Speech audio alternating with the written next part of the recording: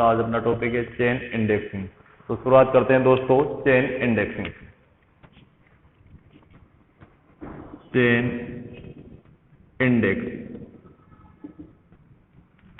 दोस्तों, chain indexing को जो हिंदी में बोला जाता है वो बोला जाता है श्रृंखला प्रक्रिया। क्या बोला जाता है? श्रृंखला प्रक्रिया बोला जाता है। क्या बोला जाता है? श्रृंखला प्रक्रिया बोला जाता है चेन इंडेक्स को। अब दोस्तों जो चेन इंडेक्स है ये देने वाला था डॉक्टर एस.आर. रंगनाथन। किसने दी? डॉक्टर एस.आर. रंगनाथन ने। डॉक्टर एस.आर. रंगनाथन। डॉक्टर एस.आर. रंगनाथन द्वारा क्या दी गई? चेन इंडेक्स दी गई। चेन इंडेक्स का जो सूत्रपात हुआ दोस्तों, क्या हुआ? सूत्रपात हुआ सन 1924 में। कब हुआ? सन 1924 में चेन इंडेक्स का क्या हो गया? सूत्रपात हो गया तो प्रतिपादन भी होगा। क्या होगा? प्रतिपादन। और प्रतिपादन हुआ दोस्तों सन 1900 यह सूत्रपात 1934 में हुआ था और जो प्रतिपादन हुआ था ये 1938 में हुआ था। किस में हुआ था? सन 1938 में क्या हो गया? प्रतिपादन होगा। पुस्तक थी थ्योरी ऑफ लाइब्रेरी कैटलॉग। किस में हुआ था? थ्योरी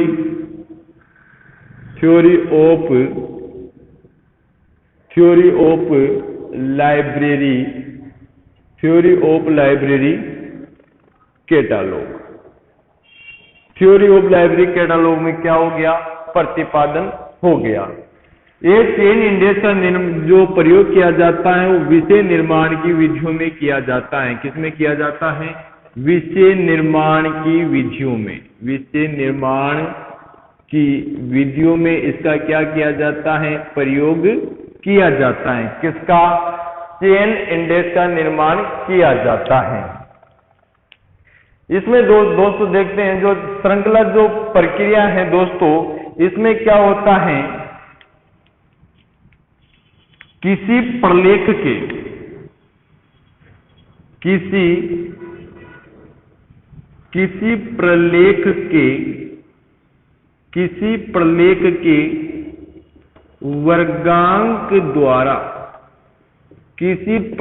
के वर्गांक द्वारा विषय के शीर्षक निकाले जाते हैं। क्या निकाले जाते हैं? विषय शीर्षक निकाले जाते हैं। किसमें दोस्तों? चेन इंडेक्स में निकाले जाते हैं। दोस्तों इसके बाद जो मैं बात करूंगा इसका जो प्रयोग किया गया है चेन इंडेक्स का, वो प्रयोग किया गया है CCC में। किसमें किया गया है? CCC में प्रयोग किया गया है।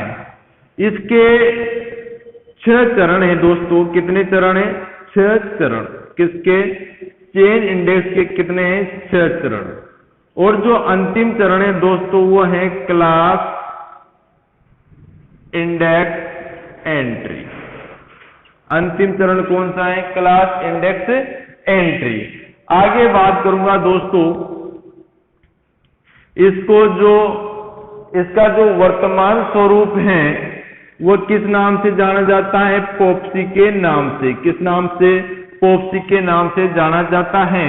और पॉप्सी जो देने वाला था दोस्तों वो था गणेश भट्टाचार्य। कौन था? गणेश भट्टाचार्य ने इसका संशोधित स्वरूप दिया। गणेश भट्टाचार्य ने यह दिया था 1979 में। कब दिया था? 1979 में। और पॉप्सी के कितने स्टेप बताए? 9 स्टेप्स बताए। कितने स्टेप बताए? 9 स्टेप बताए पॉप्सी के। और चेन इंडेक्सिंग के 3 कड़ियां होती हैं दोस्तों। कितनी कड़ियां होती हैं? 3 कड़ियां। चेन इंडेक्स में कितनी कड़ियां होती है? 3 कड़ियां होती हैं दोस्तों। किसमें? चेन इंडेक्स में। पहली जो कड़ी है दोस्तों उसका नाम है शॉर्ट लिंक। क्या नाम है? Short link. दूसरे का नाम है अनसॉर्ट लिंक। क्या नाम है? अनसॉर्ट लिंक। और जो तीसरी है दोस्तों वो है फॉल्स लिंक। क्या है? False link. यानी चेन इंडेक्स में कितनी, ऐसे तो 4 होती है मगर जो चलती वो 3 है, short link, unsort link, false link. अब दोस्तों शॉर्ट लिंक को तो हिंदी में बोलते हैं खोज कड़ी, अनसॉर्ट लिंक को बोलते हैं हिंदी में अखोज कड़ी, फॉल्स लिंक को बोलते हैं मिथ्या कड़ी। शॉर्ट लिंक में क्या होता है? विषय को खोजने की 100% संभावना, विषय को खोजने की 100% क्या होती है? संभावना होती है। क्या होती है दोस्तों? संभावना होती है, संभावना। और अनसॉर्ट लिंक का मतलब है यानी विषय को खोजने की जो संभावना होती है वो क्या होती है? नगण्य होती है। क्या होती है? नगण्य होती है। और फॉल्स लिंक वह होता है जो योजक चिन्ह पर समाप्त होता है, योजक चिन्ह पर समाप्त होता है, योजक चिन्ह पर क्या होता है? समाप्त होता है दोस्तों। तो ये क्या हो गई? 3 कड़ियां हो गई। शॉर्ट लिंक को विषय खोजने की 100% संभावना होती है और अनसॉर्ट लिंक का मतलब यानी विषय खोजने की संभावना नगण्य होती है, विषय को खोज नहीं सकते। और फॉल्स लिंक यानी योजक चिन्ह पर क्या होता है? समाप्त होता है, क्या कहलाता है? फॉल्स लिंक कहलाता है। इसका जो सबसे बड़ा दोष है, सबसे बड़ा दोष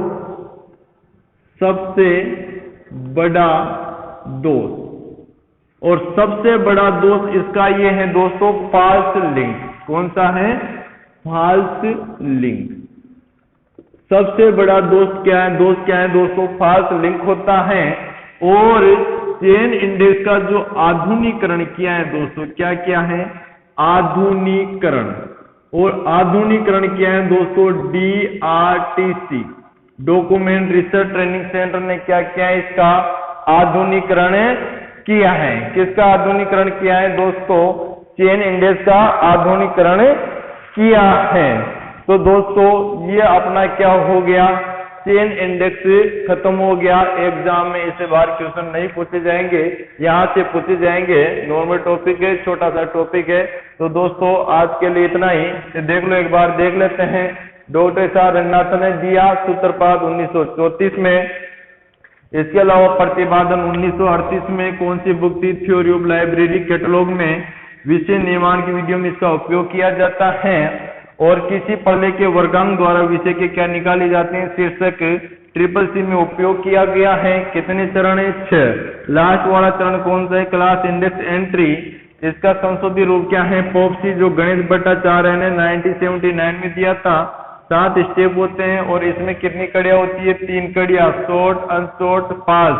शॉर्ट बोलते हैं विषय को खोजने की 100% संभावना, अनशॉर्ट का मतलब यानी नगण्य, फॉल्स का मतलब योजक चिन्ह पर क्या होता है? समाप्त होता है। और इसका सबसे बड़ा दोष है फॉल्स लिंक। और इसका जो आधुनिकीकरण किसने किया? DRTC ने। तो आज के लिए इतना ही दोस्तों, धन्यवाद।